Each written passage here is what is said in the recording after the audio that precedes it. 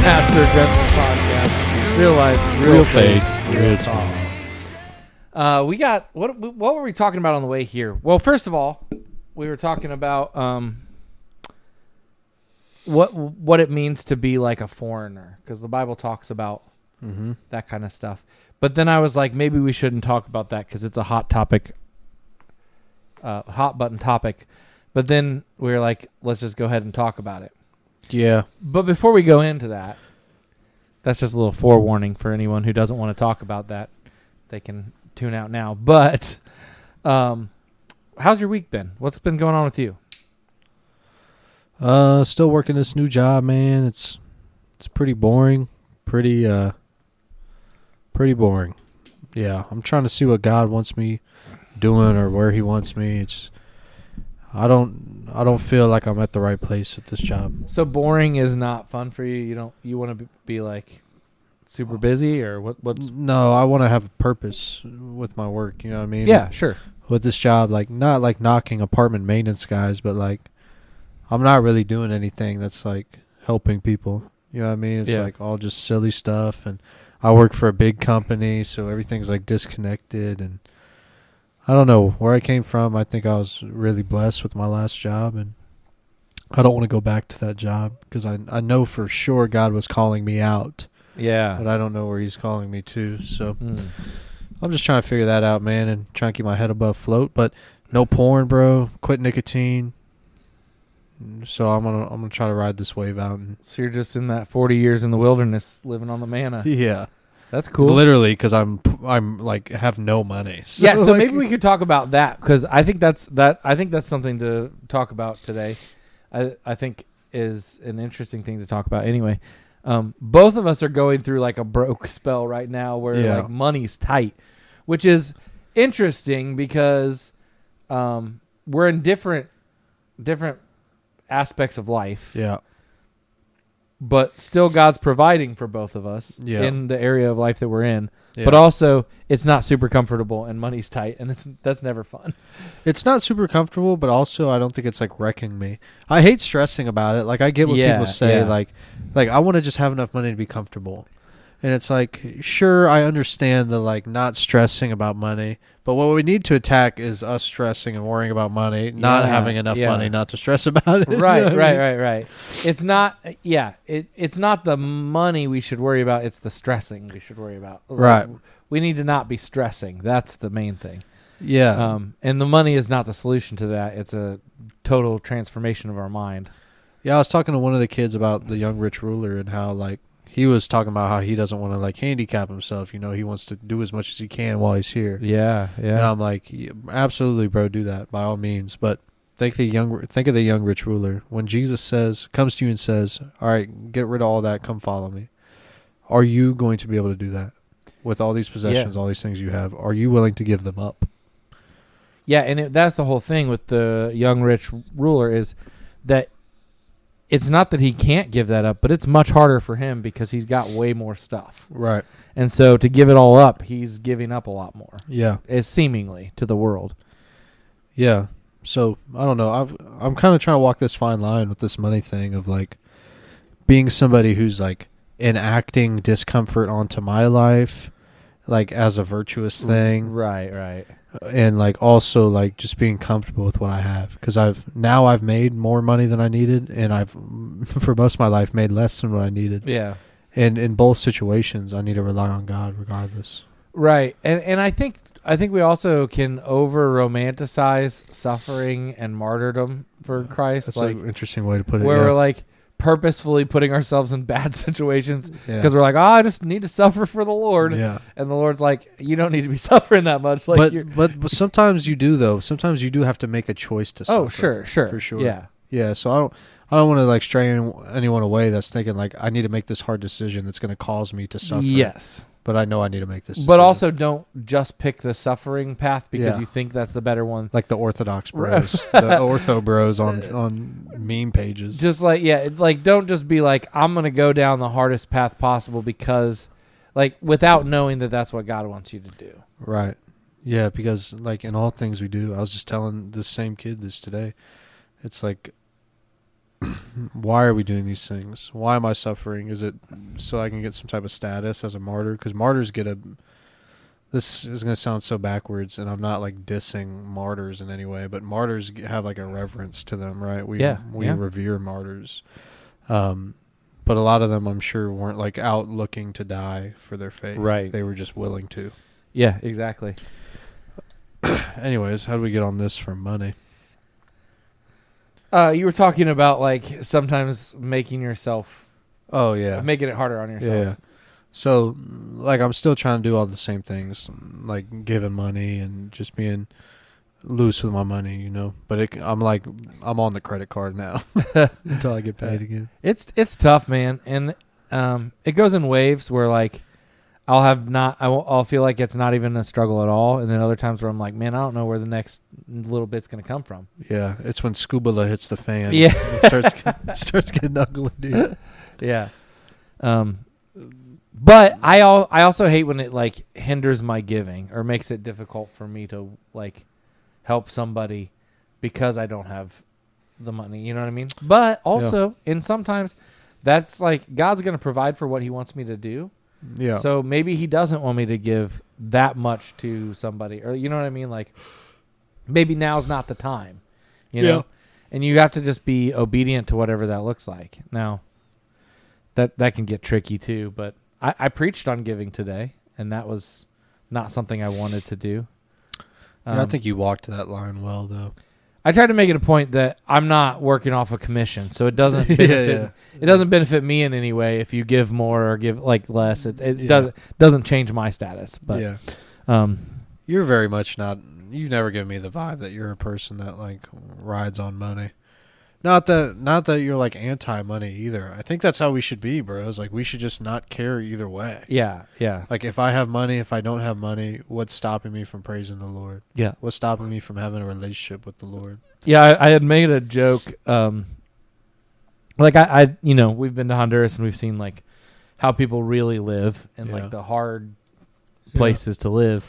But I made a joke today about how like I almost felt like I was in Honduras because like. We recently just had a huge storm that wiped out my power for like 2 days. And then now there's an issue with the meter. Yeah. So they had to shut off my water for 2 days.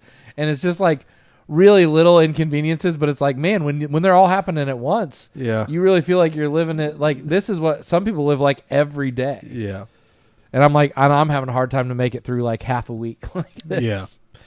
Yeah, if it's like one little thing for me, I can get over that real easy. You know, if I don't have enough money like to go do something that I wanted to do, it's not a big deal. But like, if my car breaks down when I have no money, then my life goes into a spiral. But you know what's crazy about my situation right now is my power going out had nothing to do. It wasn't because I didn't pay my power bill, and my water being off right now wasn't because I didn't pay my water bill. It like money would not have solved either of those problems. So it's like, so really what am I worried about? Because it does like, I would still have been in the dark for 2 days and now will have been without water for 3 days, regardless of how much money I have. Yeah. You would have just been in the dark with more money. Yeah. So I don't know. There's all kinds of stuff that just is crazy to think about when we like step out of the situation, but in the midst of it, we're like can't figure it out, or it seems like it's going to be like life changing forever, and it's just not. That's not the reality of it. And this is one of the things that I'm convinced there's just some things you can't convince people of. Like they just have to be. It has to be proven to them. Yeah. This is one of the things like just not caring about money. Like I grew up poor, so I really cared about money. Yeah. Like people think rich people are the only ones that have problems with money. You can be poor and still make money an idol. And money was definitely an idol for me. Everything was about money, cars, this and that, clothes, all this stuff that money could buy. Yeah. And then the Lord like took me out of that, and just all of a sudden like these things mattered more than these things. So these things kind of get pushed to the side, and it's just like a means by which I live life. Now, by no means am I not appreciative for money, for opportunity to make money, for opportunity to work. Like, I need those things. I love those things, and I am appreciative of those things. But without those things, I would still be a child of God. Yeah. and God would still be God. And he'd still provide for you. Right. It just may not be what you to the level that you feel like you deserve. Exactly. Yeah. And what you need, like having no money will really like test you and show you what you really need. Right. All I right. need is enough money for gas and a couple meals, bro. That's Yeah, it. Yeah. Literally. Yeah. And oh man, this has got me on a whole nother tangent, but I keep hearing about people. So we have the food pantry at the church. Uh-huh.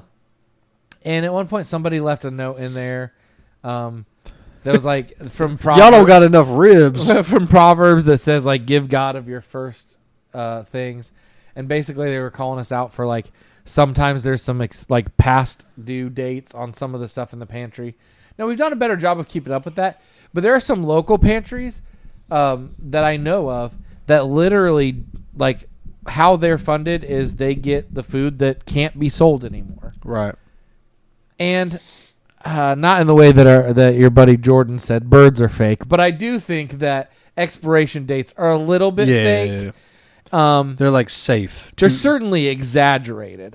Sure. They're not necessarily fake, but like if something says May of 2025, right now we're recording this, it's almost July. It's probably still all right. Other than like milk. Yeah. But like Or there's some eggs. stuff that's like it's not really gonna be that bad for you, I promise. It's like a can of peas that's like nuclear radiated and you're like worried about and it if going the bad. can's not all swole up and looking bloated, it's probably fine. Yeah. But I'm not saying we shouldn't do things to excellence, but like I will, if I got in a pinch where I didn't have food or the money to get food, I would eat that happily. Like I'm not going to be like, that's going to stop me. And what is excellence? Excellence is having the newest expiration date on your food, Right. bro. It's like, who cares? But dude? I think some people really get hung up on that stuff, and I'm like, but and I'm not saying this is for everybody, but I think in some ways that's our own pride. That we're like, I'm not going to go to the food pantry, or I'm not going to eat food that says it's past its date. Or these things that we like, we'll be like, I'm above that, and it's like, not really. None of us are. What I think would be wrong in that food pantry situation is if you're like giving stuff that like people don't eat. That's right. That people aren't gonna like actually take home and feed to their families. Yeah, it's just like trash. And you're like, I want to clear out my cabinets, so I'm gonna dump this stuff. Right. But if I'm like buying rice from Walmart and it goes bad before someone takes it, it's like, no, I'm just gonna give you the rice. Like I would eat this myself, even though it's a month late. It's like, what is excellence? Define excellence. And that's a tricky thing. I'm not knocking whoever left. I that get note. the, I don't hard even know who it. did.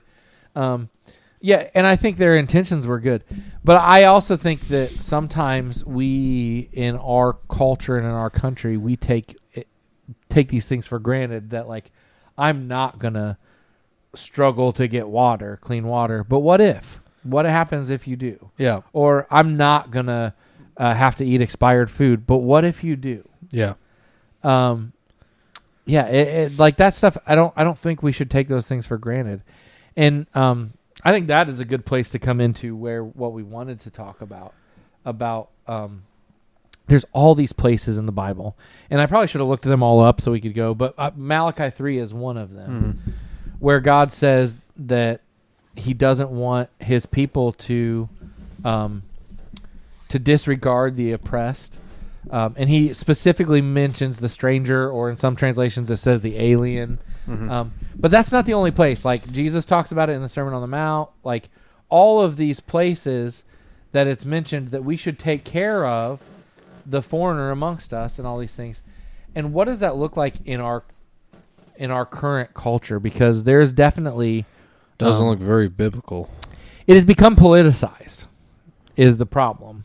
And anytime something that is a biblical principle becomes politicized, and this is why I try to stay out of this stuff so much, is then people associate you with a certain side of politics based on a thing that should just be a moral issue for like our faith. Yeah, I've been here with this, where there's this one kid that I was working with, and he was like a college, like conservative, like Charlie Kirk type of dude, like just knew all types of stats and this and that. But he claimed to be a Christian, and I was like, So what do you think about like illegal immigration, right? Like, what do you think we should do with that?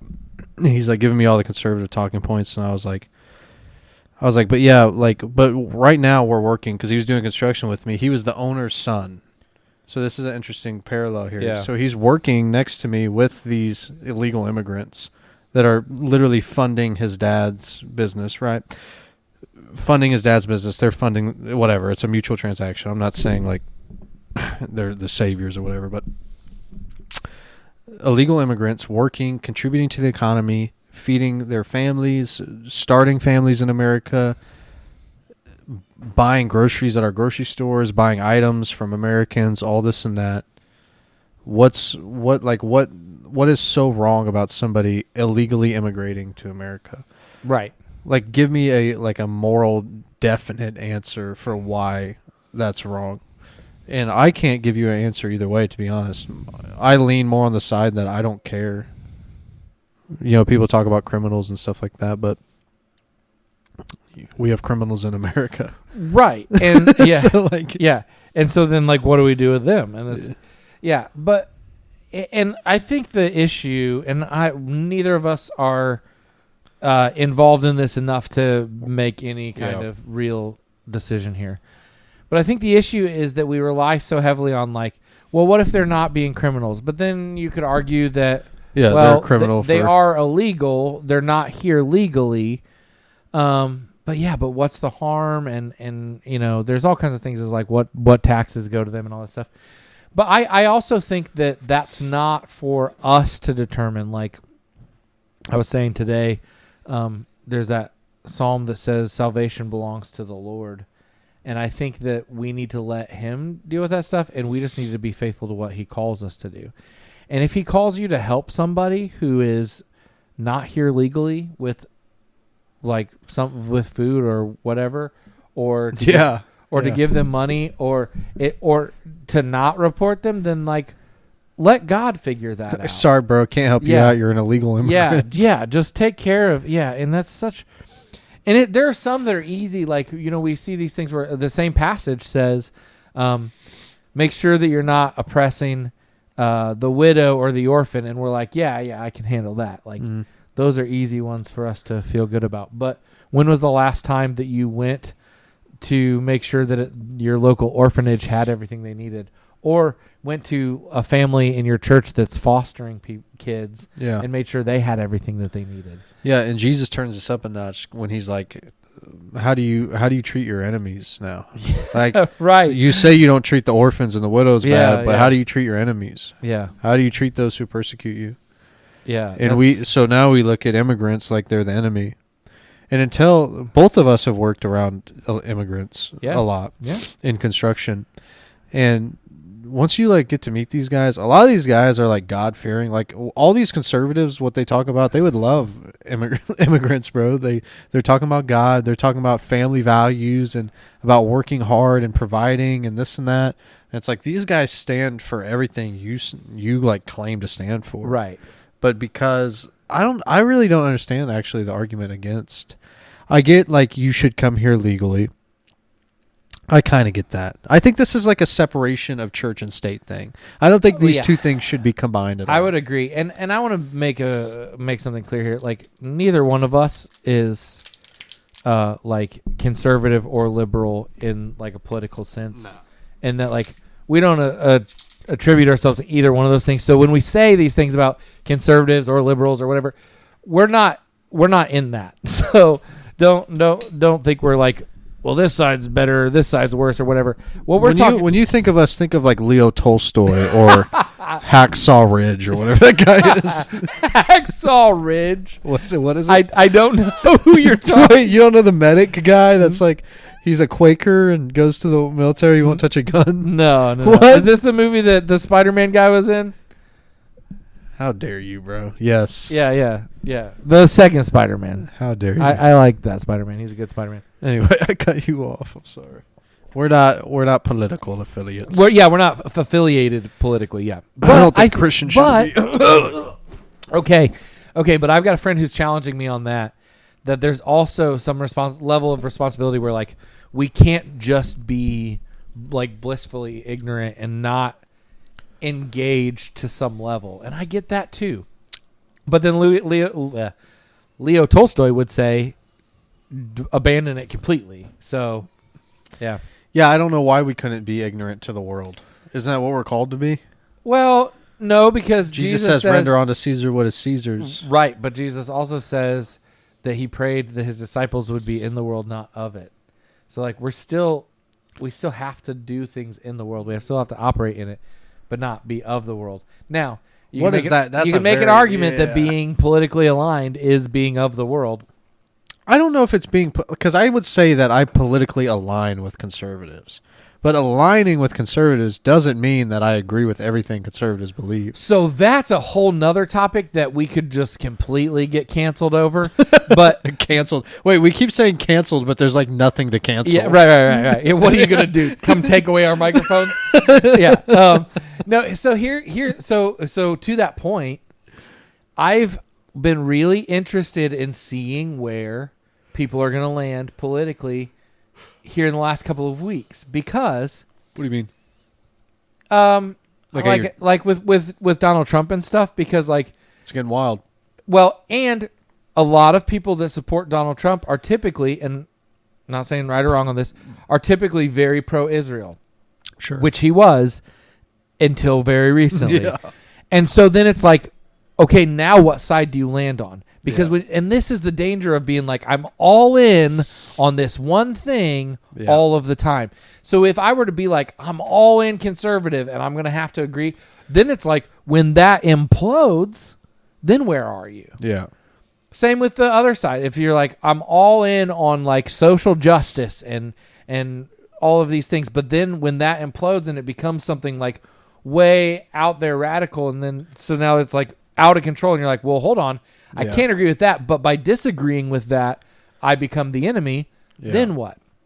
That's why I don't chain myself to any political party, because there has to be a then what moment of like, what happens now? There is always going to be a fork in the road, because none of these people are as committed to so they set themselves up with these ideals, right? Mm-hmm. To get people to vote for them. Yeah. But at some point, they're not going to be able to line up with everybody's ideals. Right. So that's where it's so tricky. And I think right now there's a turning point. People are going to they're going to have to choose now. She's been watching too much Charlie Kirk. Turning Point USA. At some point, people are going to have to be like, okay, am I more pro this party that's in power or more pro Israel? Because those things are going to come to a head now.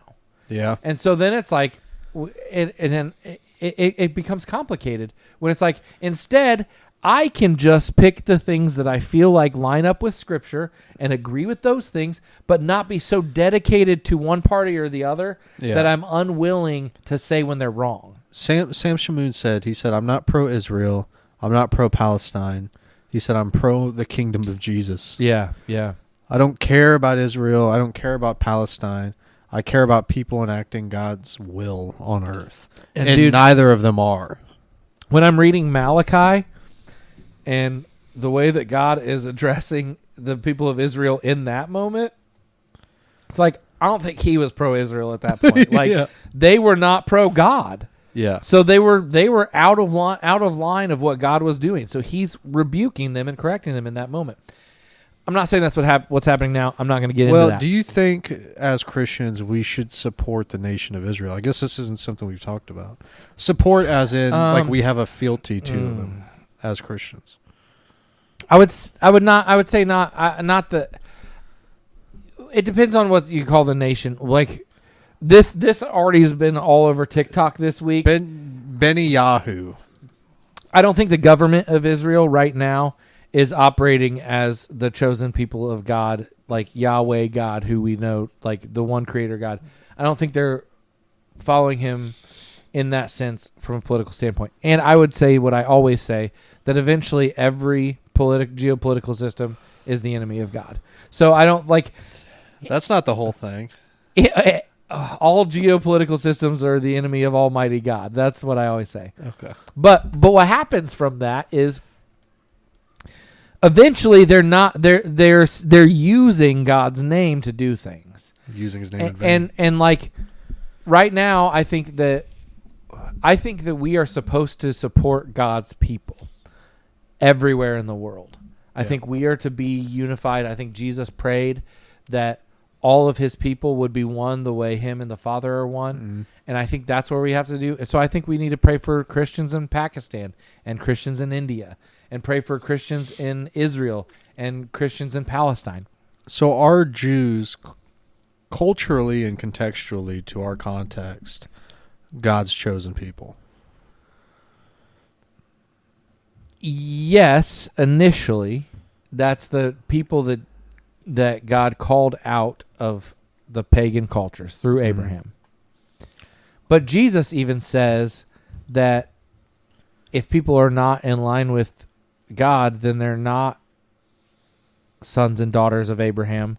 They're sons and daughters of the devil. Yeah.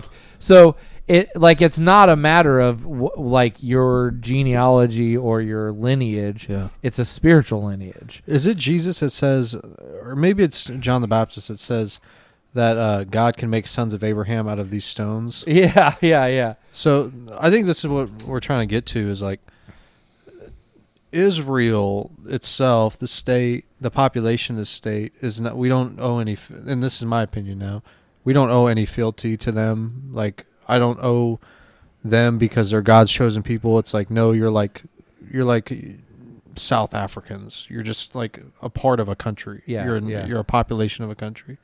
So I would argue the same about Americans, though. Exactly. So I don't care about other Americans because they're Americans. Right. I care about other Americans because they're children of God. Yeah. Right? Same thing with Israel. Yes.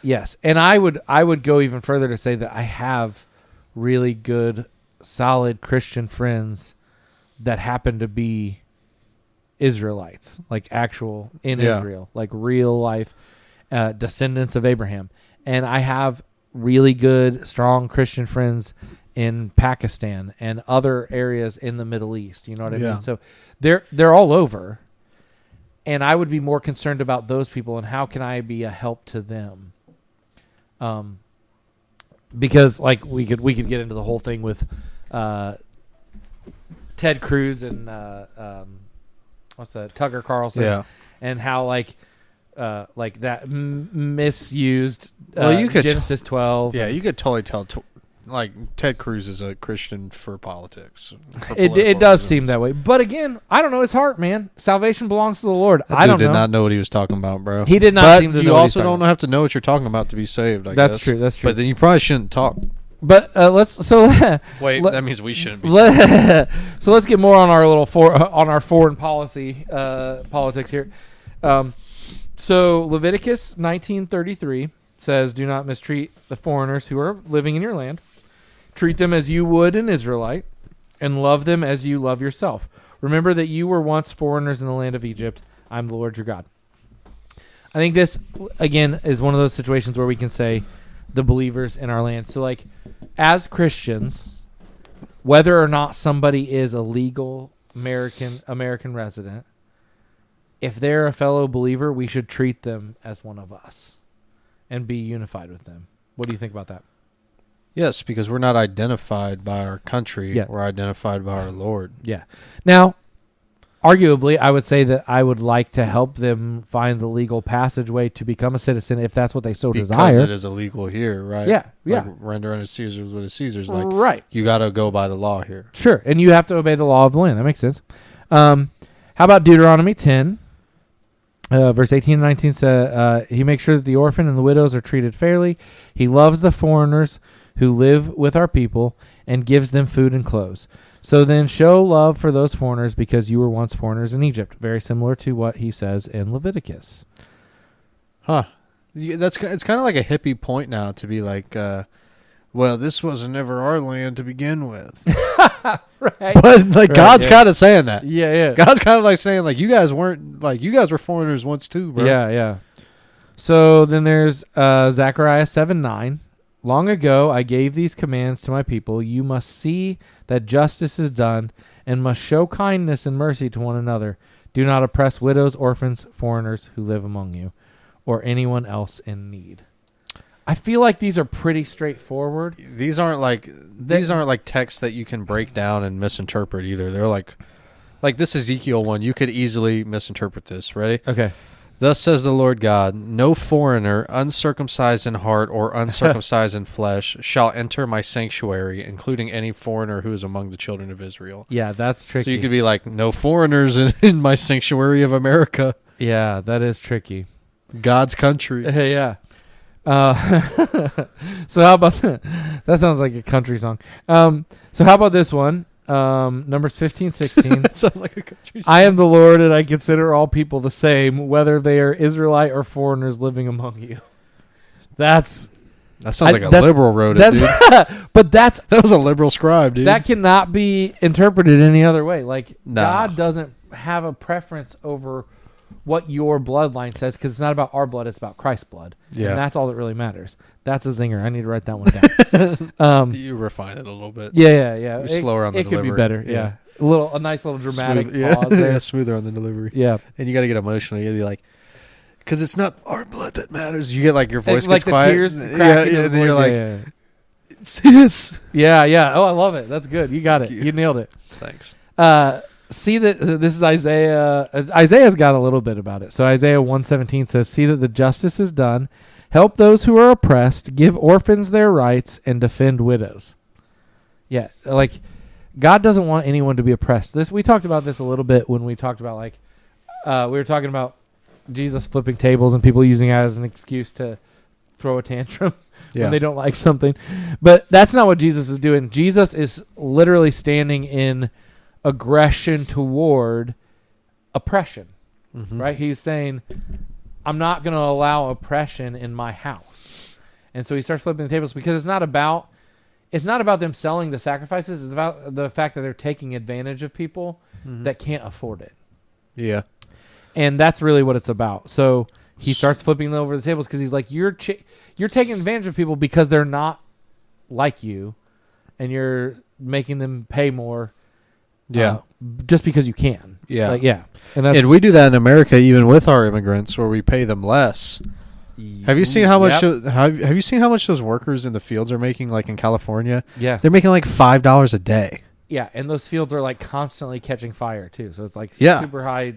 It's hot. It's danger. hard Yeah. work. It's like, but it's still like they're still willing to come over here and work for that.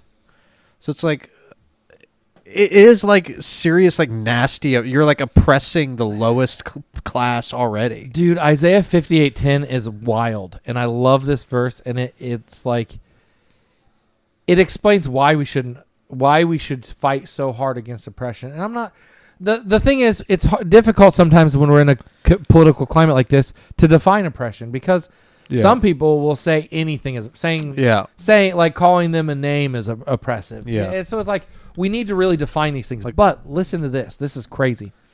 Isaiah 58:10. If you give food to the hungry and satisfy those who are in need, then the darkness around you will turn to the brightness of noon. Yeah. It's like you are doing, like, you can only affect so much. We live in a world, I can't affect what's happening in Iran and in Israel. Not even like by voting can I really have that huge of an impact on what happens in the Middle East. But what I can affect is my community and what happens here. Exactly. And how people are taken care of. The other day when power was out on my street, me and one of my neighbors, we were running around getting gas and like filling up generators and stuff. Yeah. And it's like, it was so frustrating, and it's so hot, and it was so dark, no street lights. And I'll be honest, he had been drinking a little bit, so I had to do all the driving, because he's like, bro, I can't go to the gas station right now.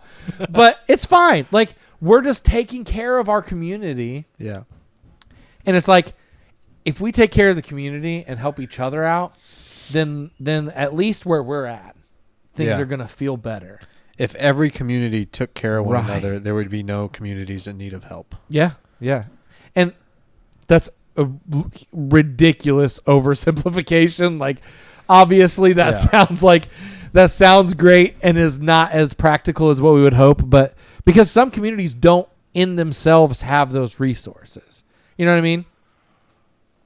I would argue that there are some communities that don't have enough. I think in resources. America, there's no. Oh, that's community- probably true. There Yeah. is no community that doesn't have, because if you see the trueness of lack of resources, like in Honduras where they literally don't have water, like Yeah. there's no option, like you just Yeah. don't have clean water to drink. Right. That's really lack of options. Sure. But here it's like, no, you actually have clean water. You have places that will give you free food. You have places That's that will true. give you free funding for your rent for this or So that. even if you're less fortunate in your community, but you're mobile and can get out, you could go to one of those places, get food for your community, and share it. Yeah. Yeah, But that's it is fair. your community though Yeah. that's pouring back into you Yeah. by providing food. And the reason I'm like passionate about this is because like I grew up in the inner city, and there's guys that are on like they got free lunches and all this and that, but their parents just don't work. Like they're just not doing Yeah. anything. And to tie this back to like the immigration thing, like these people are not like coming here and leeching. They're like doing more than most Americans for the economy. And it's like, so like, I don't know. I'm so conflicted because there's like all these like material reasons just to respect them and to love them other than just like God calling us to do it anyway. Yeah, yeah. But I guess the moral of the story is like, we should love the foreigners like we love. I keep thinking of Matthew 5 for some reason because Leo Tolstoy talks about this, Yeah. about how we should treat foreigners. Is it in Matthew 5? Yeah. What is it? Yeah. It's the Sermon on the Mount, but hey, let me, if you can look that up for me while I feed you these other two verses that I got here. There's a Bible right here. If you want to go that route, you could always just Google it. Yeah. So Hebrews 13:2 says, "Remember to welcome strangers in your home. There were some who did that and welcomed angels without knowing it." This one trips me up because I've already told this story before, but like I've had that encounter, like where I just had a conversation with a guy, and I'm pretty positive it was not just a guy. Oh, yeah. Yeah, so like this is true. This is so real. And then Luke 3:11 says, "Whoever has 2 shirts must give one to the man who has none, and whoever has food must share it." Yeah, I don't know. I don't want to sound like a socialist or something, but a socialist would say the government needs to do that. You know what I mean? Yeah. But I think where we fail and fall into that trap is when the church isn't doing what the church is supposed to do, then the government tries to do it and screws it all up. Yeah. And what is the government appealing to? Like, where is their authority coming from? Right. Because the government in America has turned into the ultimate authority. Yeah. Now, Donald Trump, some people would say he's a Christian. And I don't know. I don't know. Yeah. Yeah, I don't know. He says stuff sometimes where I'm like, no, that dude does sound like he's really He Christian. does, yeah. Like really real And then Christian he stuff. bombs Iran. But then he drops a F-bomb about Israel and Iran, and say they're acting like kids, and I'm like, all right, well, I don't know. What did he say? They don't know what the F they're doing. Yeah. He looked really legit. Like He looked like a he disappointed says mean, dad. He says mean stuff sometimes and does like, and he's just like, he's kind of crass, but I'm like, he's obviously joking around. That I was like, this dude looks very mad right now. Like he looks angry. He looks like me when my kids are acting up. Like, listen. I wouldn't drop the F-bomb on my kids, but sometimes I get feeling like that Donald Trump video when my kids are fighting each other, and I'm like, they're acting all crazy and they don't know what they're doing. Yeah. Yeah, the difference is yours are kids and his are like governments bombing each other. Are like a powerful military. I can't find this foreigner thing, man. Oh, I got a text from somebody at the church just now, so this is live. Enjoyed your style today. Easy from the heart. Enjoyed your style today. Shirt's a little tight though. with less looking at your notes. Yeah. More like old friends sitting around the table having a conversation. A few toes might have been stepped on, but introspection sometimes is pointed and self-evident as one examines themselves. That's really neat. That's fire. Yeah. Yeah, your sermons have been a lot more loose lately. I'm trying, man. I'm trying to get away from the notes. We've talked about this a lot. It's hard. It's hard to do. I've wanted this for you secretly for a long time. It's really hard to do, but it's easier when I have to, like, this goes back to what we were talking about before we got all political and weird. But when we were talking about like the money thing and how sometimes when you have less money, you got to be more creative. you know? Yeah. And you got to, in the way that you trust God. Yeah. There have been times here recently, because I've been so busy and doing these other like speaking engagements and stuff, that I'm like, oops, I didn't really prep this very well. Like, for example, when I went and preached at the junior high camp, I was like, oh man, I did not take much time on this. And so I didn't have time to make like really like tight knit, close, typed out notes with all the zingers highlighted and all that stuff. And those kids at that camp were like, man, the ones that go to my church especially were like, this is on our level, and I feel like it was different than listening to you preach at church. And it's because I was just going off the cuff, and I was like, I read the passage, and then I just was like, this is what it means right now in this moment, what God is like putting on my heart. You know what I mean? Yeah. So I'm trying to do less notes, more of that. Like, obviously I need to keep myself on track. Like, I can't just go. I need to have a point that I'm trying to make. Yeah, like a plot. And follow through with it. But maybe I don't need, 3 pages of notes typed out. Maybe I just need the highlighted, like, this is the stuff. Yeah. And maybe just go off of what I have on the slides as the main points, and then riff off of that. Yeah. I think what's helpful for me is, like, to jot down, like, notes. Like, so say there's stuff I want to talk about on the podcast, I'll be like, I'll just write down, like, Walmart. If something like funny happened in Walmart, I'll write that down. So it's just like having themes or like overarching. It makes me think of like in school when they made you draw that like thing where it's like a line, triangle line, and it's like rising action, whatever, and the climax. And which, by the way, the word climax has been ruined for me now that I'm older. But the climax, the falling action. So was the super deep podcast we were just having. You just ruined it. The conclusion. Yeah. No, I think I am going to work on that, because I think people do. It just is more genuine then. Not saying that what I'm preaching is bad, because I'm obviously studying it. That's why I have the notes in the first place. Yeah. But I think I could do a better job of conveying it in a way that's more personal.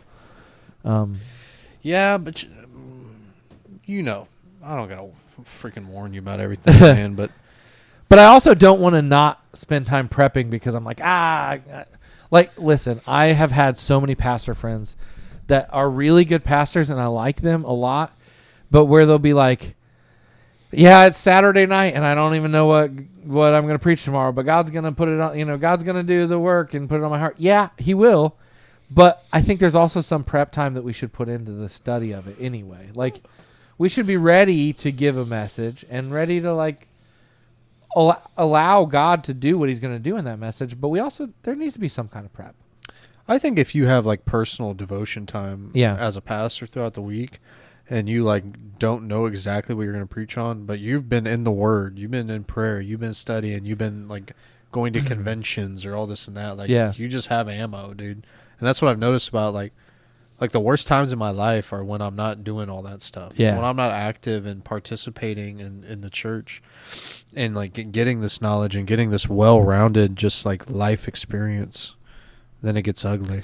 Dude, this is why I love doing the support group when we do, because it has a new name every time. Yeah, I know. I'm trying to. I called it AA, and then I called it recovery, and now it's the support group. It's called Hope at the Hill, is what it is. Hope at the Hill.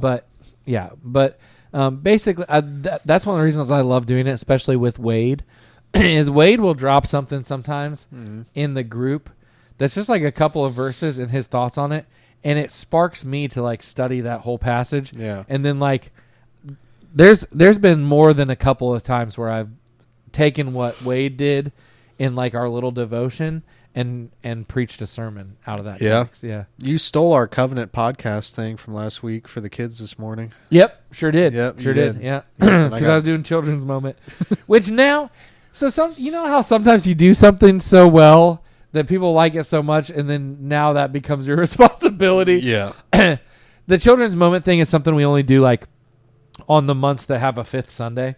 Okay. So it's not something we do a whole lot. Yeah. But I kind of forgot to tell anybody about it, and we already had issues with volunteers this week, and we were going to be short-staffed and stuff. So I was like, whatever, I'll just do it this time. And people really loved it today. And so now I'm like, oh, man, this is going to be one of those things, isn't it, where they're just going to rope me in. Do you see those girls climbing up over the water bottle? Oh yeah, that was great. packages? I love that. But maybe that's why it's so much fun. Is like when I do children's moment, I'm not distracted by the kids, and so I'm not trying to like correct them and make them sit still and stuff. I'm letting them do whatever they're gonna do. Yeah. And it kind of gives more of a kids say the darndest thing kind of vibe. I love though, like the kids running around and stuff. That's something I really liked about the Orthodox Church was like the Yeah. kids were just out. It's kind of like free range. Like Yeah. who cares if they get up on the stage or if they're not, grab your kid or whatever. But like we shouldn't be stressing about other people's kids or like distraction. Like we got to be careful. This is so weird. So like it's the same way we blame lust on women who dress like provocatively. Right. It's like if there's something that's taking your attention away, stop giving it your attention. right. If there's a baby screaming, Yeah. it's not the baby's fault. It's Yeah. your fault for not being able to pay attention. Yeah, So dude, I'll lock tell in. you. I know there was a lot of background noise today at church, but I didn't even I couldn't even tell you what it was. There was some little girl like waving at you and saying hi, and you totally just were not noticing her. Oh, great! That's gonna be an email later. No. You ended up saying hi to her. You didn't greet me. You didn't say hi. Unfriendly. This is the most unfriendly church I've ever been to. 0 stars. Nobody welcomed me My- at the front my, door on their uh, hands and knees. My church Yelp review is gonna get just tanked. Rotten Tomatoes. 27 on Rotten Tomatoes. We need to come up with a church Rating app? rating app. No, that's bad. It would be really that bad. would be bad, but it would be But fun, maybe if though. we did it like in a satirical way, kind of like how What would it be? Like Babylon Bee has the spoof news. We could almost have like a spoof rating thing, What's spoof news? like fake news where they like make articles that are clearly ridiculous. Oh, really? Yeah. You know, like the Onion. The Onion is like meme news, and it's like not real news articles. No. I don't Oh, know you're what not talking familiar? about. What's Okay. the Onion?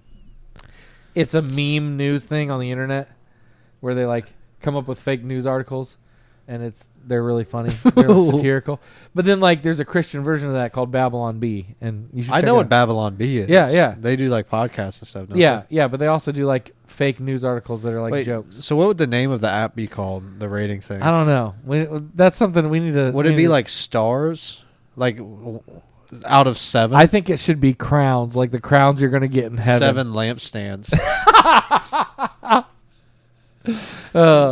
It's just called lukewarm. Yeah, like have you ever seen like strongly agree, disagree? It's like lukewarm, sainthood, Virgin Mary. Yeah, I don't know. It'd be interesting. Yeah, we'd definitely be canceled out of heaven. We need did to. that. Yeah, we need to brainstorm this one a little bit more. No, I think we'd leave it here. This is like one of the things you do with your boys where you're like, yeah, that's a great business idea. Yeah, And then nobody then it thinks never about it happens. after they Yeah, leave. yeah, Yeah, like yeah. pressure washing.